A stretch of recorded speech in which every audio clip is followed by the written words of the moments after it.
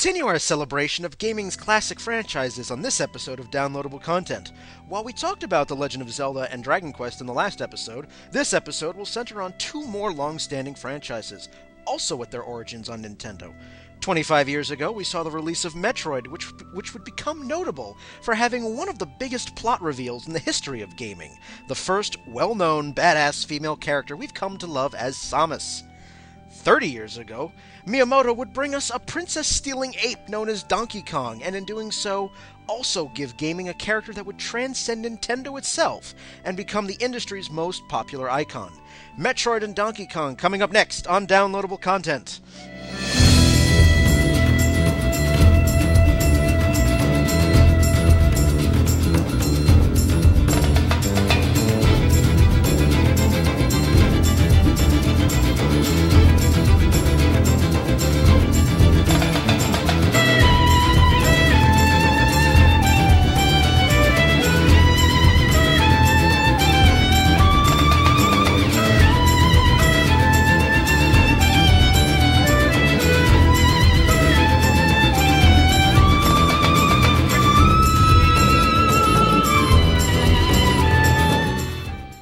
Hello, greetings, salutations, and other various forms of greeting. Welcome to this episode of Downloadable Content. I am Brian, and with me is Ron. Hello, everyone. Ryan. Hello, Internet World. Nick. Welcome. This is Freeze Mage. And Chris. What's up, Internet? The bandwidth is up. Certainly the amount of bandwidth I'm stealing recording this. Potentially. Potentially, yes. We continue our series of classic gaming franchises, having already spoken about Sonic the Hedgehog, Legend of Zelda, Dragon Quest. We have two more on the docket this afternoon. We have Donkey Kong and Metroid, or as I like to say, Bananas and Pirates. Dun dun dun dun dun dun dun dun dun dun. So, as I mentioned in the intro, two classics. Metroid turns 25, and a fine-looking 25-year-old she is. Indeed. Among other things, Rule 34, thank you so much. Oh, we're not going to invoke Rule 34 in this podcast. Thank you very much. I'm sorry. 30 years ago, however, probably before most of us were sperm, Donkey Kong was released in the arcades. I can't believe it's actually that old. I thought it was released in 1983. 81 saw its release and helped to explode arcades into popularity in the 80s. Barrel jumping at its finest. Yes, indeed. But we're going to open up the discussion first with Metroid. Admittedly, Metroid has not had a whole bunch of entries in its 25 years of existence, but what it does have are some good gameplay and an awesome female character who, at the time when Metroid first came out, was revolutionary, to say the least. First female heroine. Which you didn't find out to the end of the game. Yeah, that's very true. So We were all like, oh, he's a dude. Wait, Yeah. those are boobs. Yeah, so, 8-bit ones at that. So we're going to dive right into the first Metroid game. It was released in 1986 for a system that Japan had called the Family Computer Disk System. Better known as Famicom. Famicom, yes. And then ultimately made for the NES. Was released And then redone again. in shining colors. 1987 was when Metroid would be released on this side of the pond. And being, the mid to late 80s there were a lot of firsts being established in gaming. A lot of things that would translate and carry over into games today. Metroid, the first Metroid, was notable for the fact that it was a non-linear adventure game. It was a very, keeping along the same sort of type of game that Zelda was. It was a game that encouraged exploration and again, very non-linear sort of game. with Metroid, you only played as one character, and you didn't have NPCs to even give you really any sort of dialogue. You had really no sense of direction at all. I think this was the first game that really emphasized the use of backtracking to really to explore the full gaming environment. You really had to, go back to areas you've previously been to get the power-ups you needed to complete the game. That was very true. It wasn't the first game to feature backtracking, but it was definitely one of the first, because there were places that you had to go in the game that required you to retrace your steps. But again, because of, the degree of difficulty of many NES games, there were no maps. So you had to remember where you were. So again, notes. Keeping notes was important. Keeping track of your power-ups, especially in that game. It was, the game tried to convey a feeling of solitude, and I think they were really successful because, again, you're it. You playing as Samus, you are it. There is nobody coming to help you. You're going to get no help. It is all you. I think this was the first game that really emphasized the almost a horror aspect in the game. And not that it was the first game to really convey that message, and nor was it the last. I think, Silent Hill and Resident Evil really conveyed that message of true aloneness and actual horror. Yeah, it's definitely Silent Hill. Keep going. But Metroid was the first one that really conveyed that, as you said, there was no real help.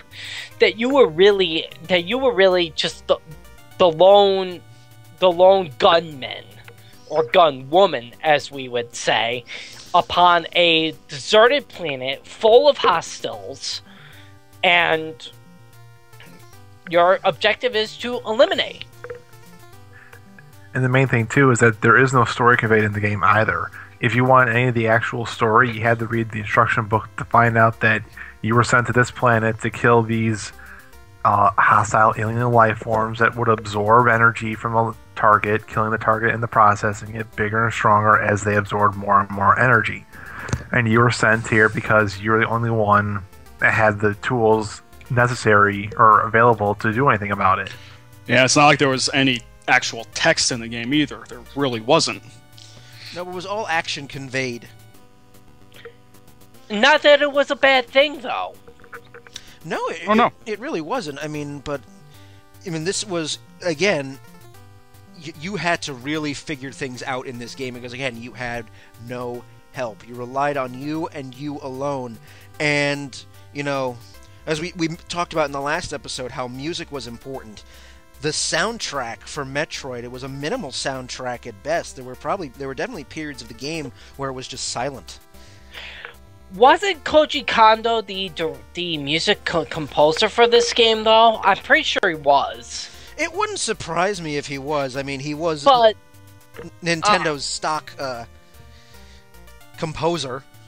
But at this point in the game, you had that sense.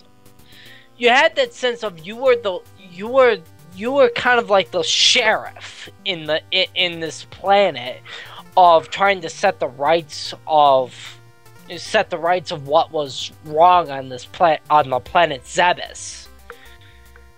Yes, and the composer for you guys is Hirokazu Tanaka.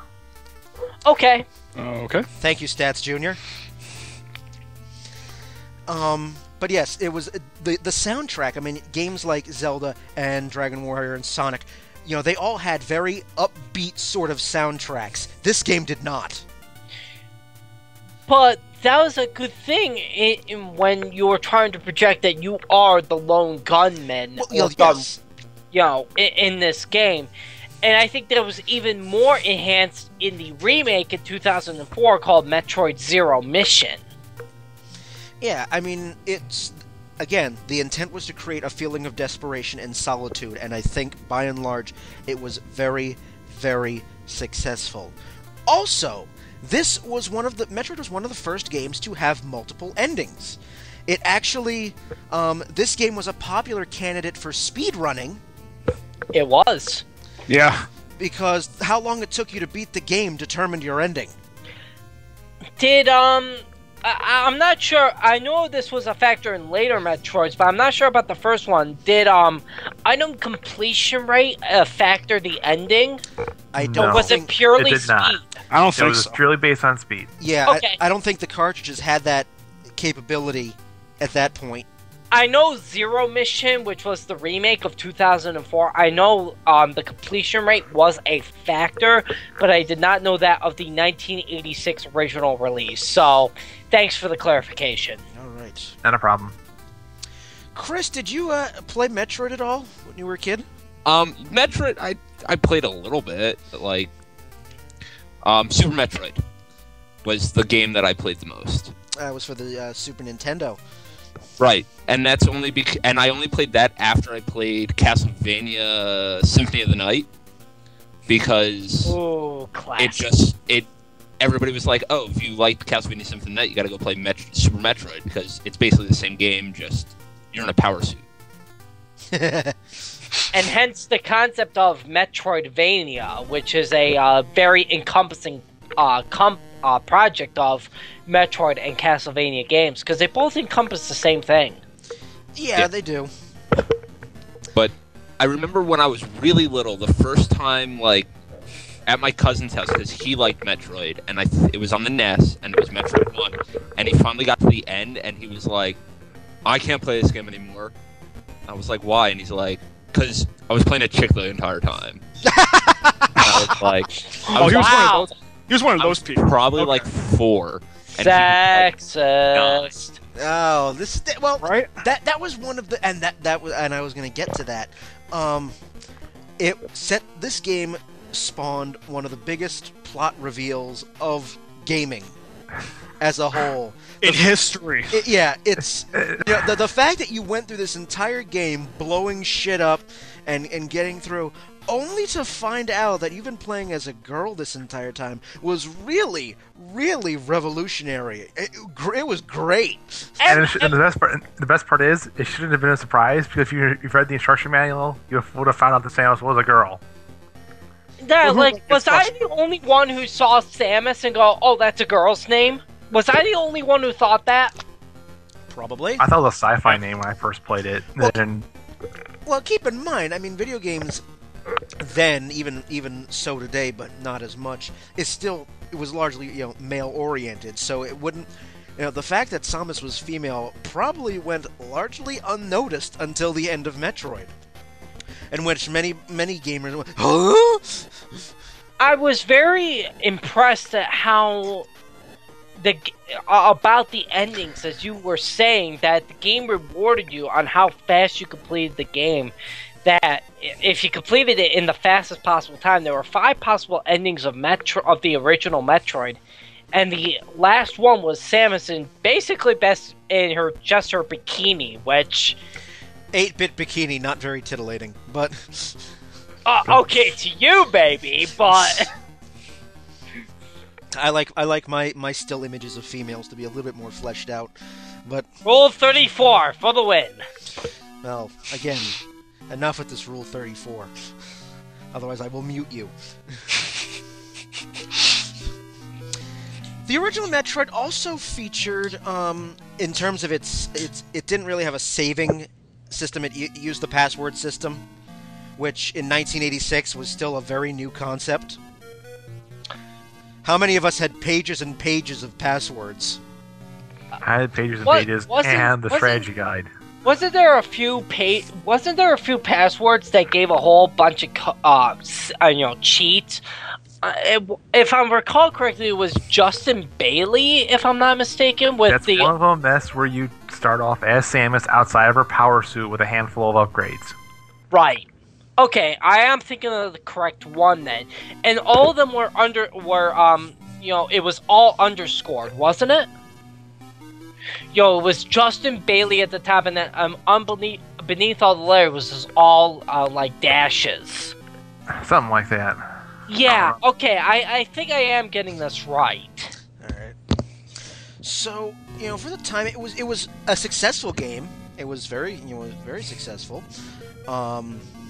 It's successful enough that people were waiting 5 years for the next game. Yeah, it was. When the next Metroid would come out. Metroid 2: Return of Samus was released for the Game Boy of all systems.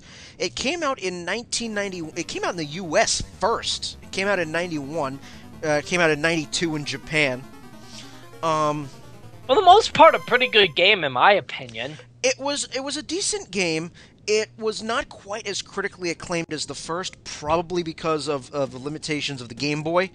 Absolutely, I'll agree with you on that.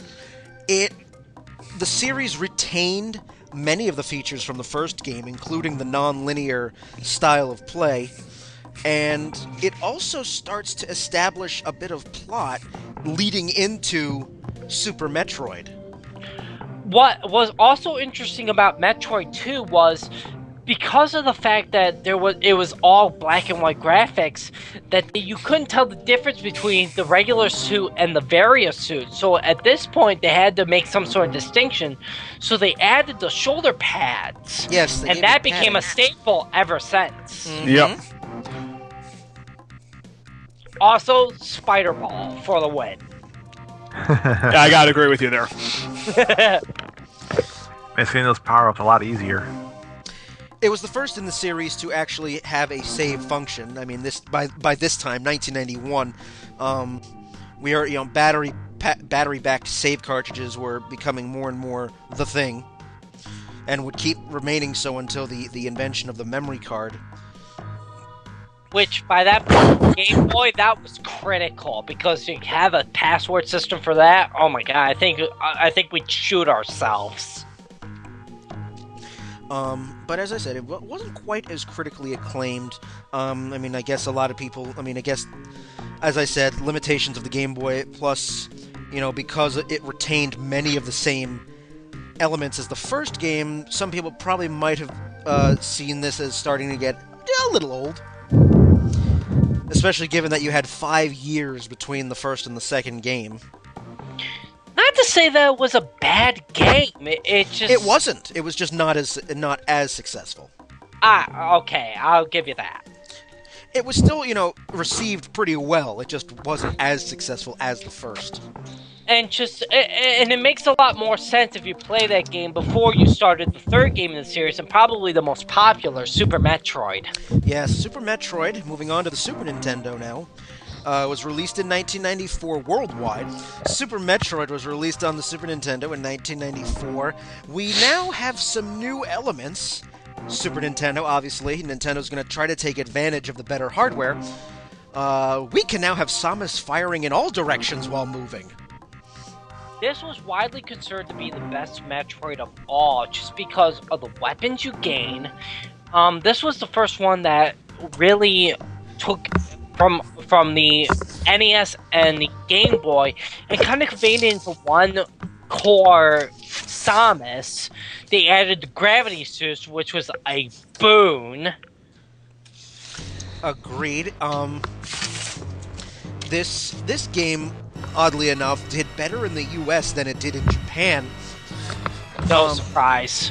It did poorly in Japan because in 1994 the PlayStation 1 came out. Right. Okay, that would make sense. PS1 was released in the U.S. in 95, but it was released first in Japan, so the Super Nintendo was being abandoned in Japan for shiny, bigger, and better. Exodus began. Shiny, bigger, and better. Shiny 64... Was it 64-bit? PS1? Technically, yes. Yes. Okay. But it was because Metroid sales, the sales of the game overall wasn't high as Zelda or Mario. This game, unfortunately, the series as a whole was put on hiatus for almost a decade. Until 8 years, which is surprising that it skipped the N64 generation altogether, because there was a preliminary beta about a Metroid game that just never saw release. It wasn't until the GameCube era that Metroid made a re-emergence, which was the most popular of them all. I'll let you finish. Well, before we continue on to Metroid Prime, you keep mentioning that Super Metroid was the best in the series. Elaborate. Super Metroid introduced a lot of new features about Samus, and that was introduced in Metroid and Metroid 2, but really brought it all together in Super Metroid. You had a wide assortment of beams. You had the Plasma Beam, the Wave Beam, Ice, Plasma. You had Grappling Hook, which was the first game that introduced that. Power Bombs, first game that introduced that. Really brought upon the sense that Metroids were the Metroids, even though you supposedly exterminated them on SR388 in Metroid 2, that they continued to be repopulated in Super Metroid and in the Metroid Prime series. And it just brought about this whole sense of, you know, it brought everything really together, more than Prime ever did, more than Other M ever did. Super Metroid just brought it all together. A whole wide range of boss fights, the Hyper Beam, which was, oh my god, and probably one of the best ending boss fights possibly in video game history. Which I won't spoil for those who have not beaten Super Metroid, and if you haven't, shame on you. Go beat it. Very passionate defense there, Ron. I was gonna say, like, and also what's interesting too is the Metroid timeline is very detailed. The creator of the series, I'm trying to remember his name. Oh, I can't remember it. But like, Yeah. he has a very definite timeline. It's very simple to follow compared to a Zelda or Final Fantasy or anything like that. It's Metroid, the re-release of the Game Boy Zero Mission. Then you had the Prime trilogy. Then you've got the Game Boy version. Then you got the SNES version. Then it's the Wii, and then it's the last Game Boy Advance, the Metroid Fusion. Yeah, unlike Zelda and Mario and Kirby, this is the one series of the bunch that actually had a constructive, conclusive timeline throughout the entire series. You could play it game for game throughout the entire timeline and actually follow the plot. Something you can't do with any other Nintendo series, period. Right. It's a very, very cohesive and, you know, understandable plot. You don't have 8,500 Metroids being, 8,500 Samuses being resurrected to fight 8,500 Ridleys or Mother Brains or... And the biggest part is that it's not only just told, it's told well. If not directly by Samus herself, through the runes and scripts that she finds throughout these games. There you go. Ryan, you were going to say something? I was just agreeing with you all. Ah. That about the timeline. Yeah, it's very, very... It's for a Nintendo game, the timeline for all the games are pretty simple, which is something that easy to follow. It does not happen that often in the Nintendo universe. No, I absolutely agree. But not only is it simple, when you really look into it, it actually is quite complex in its depth. While it is pretty simple to follow, when you really start to look at the absolute details of it, it actually is quite complex. So it really does kind of follow a bit of a dual storyline in that aspect. We move on. Even though Super Metroid was successful, it wasn't as successful as the other flagship Nintendo series, and so unfortunately... Absolutely. Unfortunately, it had to be put on hiatus, so 8 years later, completely bypassing the N64, Metroid wouldn't see life again until GameCube. The Metroid Prime trilogy, the first one came out in 2002. And it was the first of the series to incorporate. Now we're incorporating 3D and first-person shooter elements. Which, honestly, when you really think about it, it really, it's kind of good that they did skip the whole N64 era, because they had the chance to learn from GoldenEye and Perfect Dark to really perfect the element of the 3D shooter first person, and it was just an incredibly captivating experience. There's the Metroid Prime series have met with critical success. Also commercially, it was, it was a new take on the Zelda. Zelda. Right. Wrong one. Yeah. Did that already. Yeah, we did that already. Yeah. Do that post. Samus actually has a bit of a backbone this time. Samus, they incorporated new elements into the series, and I think it really helped. It gave it a nice shot in the arm. Shot in the arm. Steroids? No. This isn't BioShock. There is no plasmids here. Sarah was not on performance-enhancing drugs, I'm sorry. Have you seen her build? Yeah. This was the first Metroid game that Retro Studios did, isn't it? Yes! Yes, it is. Which, I gotta say, they did a great job. They did. They really did.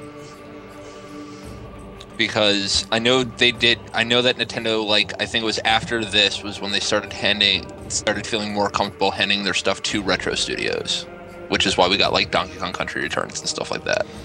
Yeah, they were I mean, this was after the events of Nintendo handing their stuff off to Philips, which we all know the disaster of that. So the fact that Nintendo handed it off to another company really showed their confidence in Retro Studios delivering a quality product. And they did. They really, really did. It was, now you could use the new technologies to further enhance the story. And they didn't tell the story through Samus. They told it through all the scripts and ruins and all the stuff she found. They let the environment tell the story, not the person. And that was just something completely different. It certainly was. I mean, the success of the first Prime game led to two more. Metroid Prime 2 Echoes was released in 2004, and then finally the third Prime game, Corruption, was released for the Wii in 2007. And not only were these games, so captivating and so in-depth, they were hard! Yes, they Yeah, were. they were hard. I have yet to beat 2 and 3 just because of the sheer difficulty of them. Going back to the days of NES difficulty. Well, the difficulty too is that you aren't supposed to really approach it like a first-person shooter. You almost have to approach it in that sort of Metal Gear Solid mindset where you're one person and you're up against larger numbers with better equipment and better gear and better positioning than you. You have to get by with some stealth, mostly just well-timed and aimed shots, and just know where you go, what to do, what time do you use your missiles, what time do you switch over to that from the power shot to the plasma gun, and just I'm gonna disagree with. I'm sorry, but I'm gonna disagree with you on the stealth, but I am gonna agree with you about the whole strategy aspect. That there was, especially in Echoes, which that game has handed my ass on multiple occasions. That there really was a kind of a strategic thinking to how to handle every single enemy. Stealth maybe really isn't as big of a factor as more as to thinking every scenario through with the arsenal you currently have. I mean, sure, with all the best equipment, it's easy to just plow through a game. Look at Super Metroid. Once you have the best equipment, you don't have to think it through. You could just shoot through anything. But at least in the Prime games, you really do have to sit down and think every situation through, especially when you're in that dark world and it's eating away at your health. You really have to think about the resources you have and how to best handle the enemy, knowing that it's better equipped than you, that it has more power than you, and how do you overcome that obstacle. Not really so much from a stealth aspect, it's more of a strategy aspect. Well, there are a couple scenes in Corruption where you are on a planet and it's raining acid, and you don't have any sort of acid shield, and you're running around, and and I'm talking like this acid eats through your armor really fast. Like, you have to basically stealth your way through and avoid the space pirates, because once you alert them to your presence, like, they all come out of the woodwork and kill you in about 2 seconds. Huh. No, I haven't played much of Corruption because I kept dying too much. They spoke to the chickens in Ocarina of Time on how to kill you. Yeah. Kudos. Yes. But so there's definitely a sort of a definite strategy element to the game. I mean, you can't really go in guns a-blazing like you do in, BioShock or James Bond or anything like that. Yeah, you can't do that. Although that's usually my strategy for Metal Gear Solid, just go in guns a-blazing. But I know it's like, you actually managed. How's that work out for you? How the hell? Oh, it can be interesting. It can be very interesting, but that's another discussion. But yes, the Prime series was very successful, and it helped bring Samus back to prominence, especially when you have the introduction of Zero Suit Samus. Yes. Can I make just a slight addendum to the Metroid list? Go ahead. Released at the exact same time as Metroid Prime was Metroid Fusion, the portable version. Alright, well, elaborate on that. Metroid Fusion is the sequel in the timeline to Super Metroid. It introduced... actually, that was really the first introduction of Zero Suit Samus. Like this, if you go through and beat the game in under 2 hours, or you get a 100% completion rate, you get to see Samus in her outside of her power suit, and it's just the Zero Suit, which is a very form-fitting sci-fi latex sort of device. But I would like to elaborate on what you said about Fusion. Is that's the first kind of game that was really emphasizing more on the plot. Samus actually had a character, even beyond Metroid Other M, which was released in 2010, that it really showed that Samus, had a bit of a caring soul. That it really showed that it was, it was not just this cold-blooded bounty hunter. Yes, I mean, as the series progresses, we do start actually character build with Samus. We take the character building a bit further with the most recent entry in the Metroid series. We go to Metroid Other M, which was very recently released. It was just released last year, and it was not made. It was made by Team Ninja. Same people who brought you Ninja Gaiden.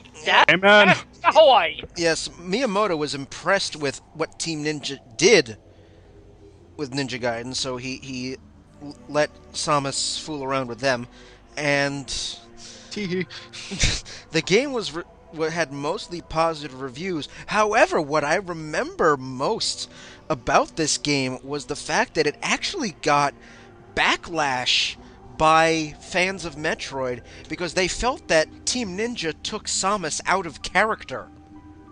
The logic behind that was, in the previous Metroid, Samus had never spoken, and she was always that silent protagonist, which suited her character well, just because of the fact that she's this bounty hunter. Her goal, you tell her what to do, and she's going to go out and do it. In Metroid Fusion, we see her personality come out a bit more, and we see that she's a caring person behind the mask, but we never hear her talk. We always just see the text. We don't actually hear her voice.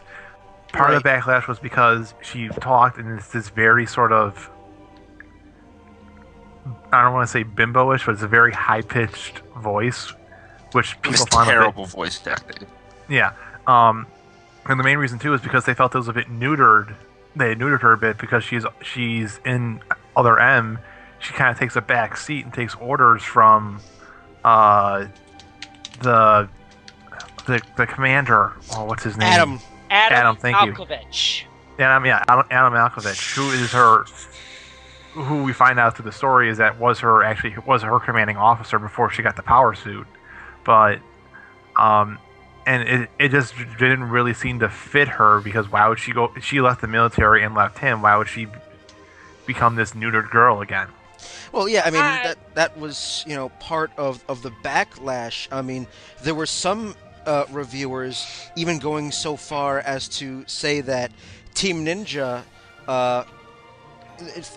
allegations of sexism with regard to Samus.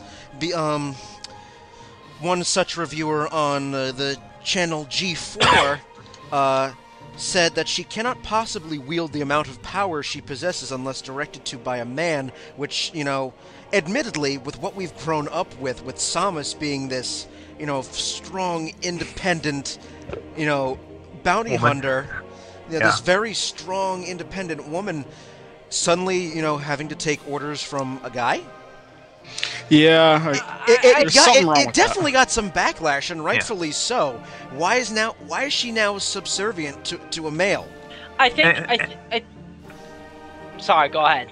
I was gonna say the story, and the main reason I take offense to it is because the story reason they give is a very poor reason behind it. Well, elaborate. And not really spoiling a whole lot here is she's after she gets saved by the baby Metroid on Super Metroid and escapes the planet, and she does her report. She's kind of just contemplating like, why did this Metroid save me? And then she gets distracted by a distress signal out in the middle of nowhere. And while she's curious, she's a bounty hunter. She's probably a little strapped for cash, so she goes out and investigates. And she finds this research facility floating out in the middle of nowhere, and she's like, well, what's going on here? And so she goes in to investigate, and then she stumbles across the Space Marines and Adam, and the reasoning they give is to quote-unquote better their chances of survival. I'm sorry, Samus, when you pick her up in the game, like the first time, like she's already using like some of her suitability. She's already using her bombs. She's already using her missiles. And then Adam basically tells her, no, I'm neutering your powers, and I'm not going to let you use any of them until I feel you deserve them. That's bullshit. If I was Samus, I would have said, fuck you. I want to figure out what's going on in this space station by my own. And if I stumble across you, I'll help you out and make sure your troops stay alive. But otherwise, I'm doing my own shit. Fuck you. I'm Samus. I got power suit. But as we've seen in the end of Metroid Fusion, that Samus is in fact a caring soul. She has this sort of sympathy to humankind, and she wants to protect humankind's race.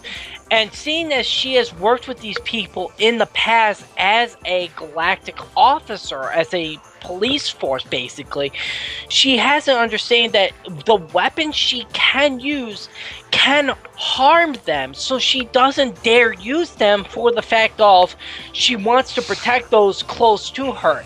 As we see in Metroid Other M, we do start to see that Samus is a kind and compassionate human soul, and the fact that Team Ninja finally has the ability to really conduct the human emotions of Samus, yes, they probably went a little bit too far with it, but they really showed that Samus is not this cold-blooded bounty hunter.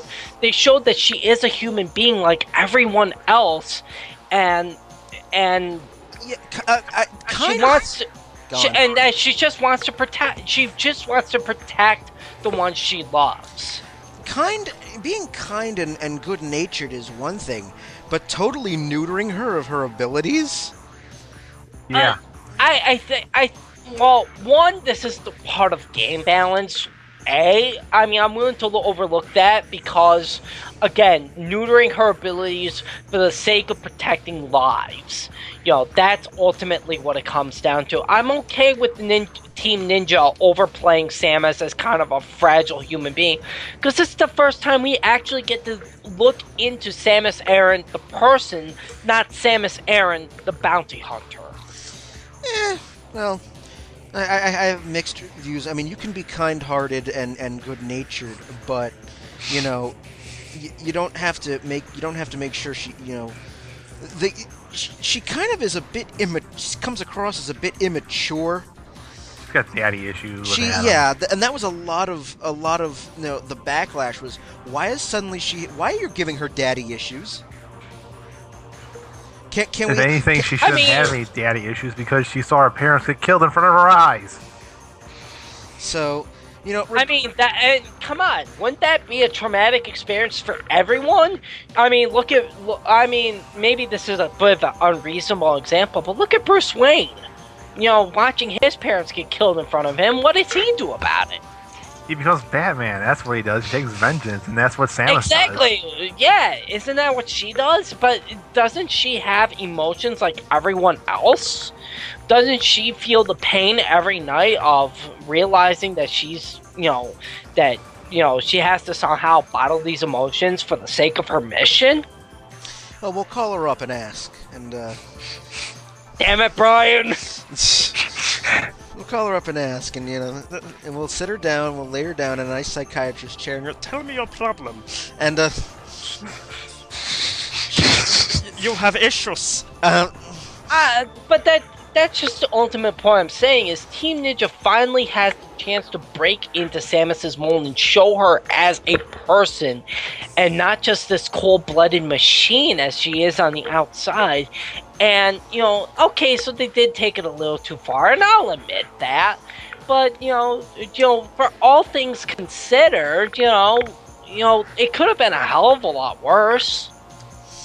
It definitely could have. So, as we wind down this first part, so I have to ask you, what is the appeal of Metroid, and what do you think will continue to make the series appealing for years to come? It's gone 25 years, so it must be doing something right.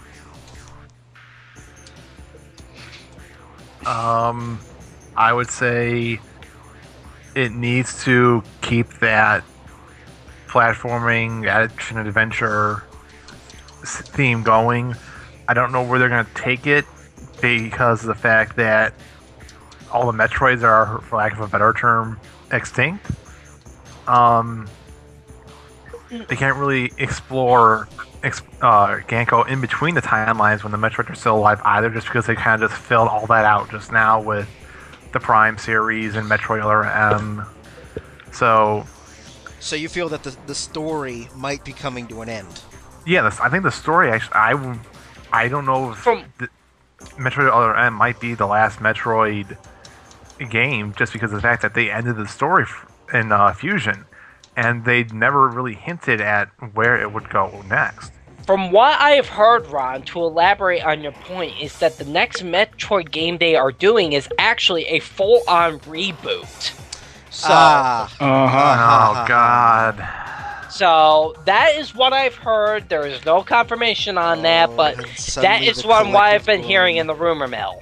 So suddenly the collective groan just tells me instantly that, oh boy, here we go. They've run out of ideas, so they're going to restart the series. And it's not like it's not like they don't need to reboot it either. I mean, we've focused so much on the Metroids themselves. We keep forgetting the fact that they're space pirates. There's an entire galaxy out there for us to explore. They could have made an entirely new threat, kind of like what Star Fox did. So. They could have, but they're not. It's only sort of what Mass Effect did, for God's sake, where you thought you killed one Reaper, and then we find out, oh shit, there's actually a like 5 million more of you, and you're just flying your way over to the Milky Way galaxy right now. But, that's what I've heard. Who knows if it's true or not. Well, yeah, I mean, because we have Metroid Other M that was, just released not too long ago, it's going to be a while before we hear anything definitive about another Metroid game. But we'll see. I mean, look how many years has it takes between Metroid games. Nintendo certainly takes its sweet time, unlike Zelda and Mario and Kirby, etc. Yeah, so... Alrighty. So, that winds down our Metroid chat. On our second half of this very fine, sophisticated program, we go into another Nintendo franchise that has enjoyed copious amounts of success. Da da da, da da da da. Do do do, do do do do. And suddenly in comes Donkey Kong crashing Cranky Kong's party, and TNT barrels explode. So, yay! Donkey Kong is going to be our second part of this particular episode. He turns 30. Old fuck. Pull out your canes, everyone! Oh, here we go. Back in my day. Oh, no, enough. Shut up, no. I'm probably the oldest out of all of you, so... Alright, well, whatever. Here we go.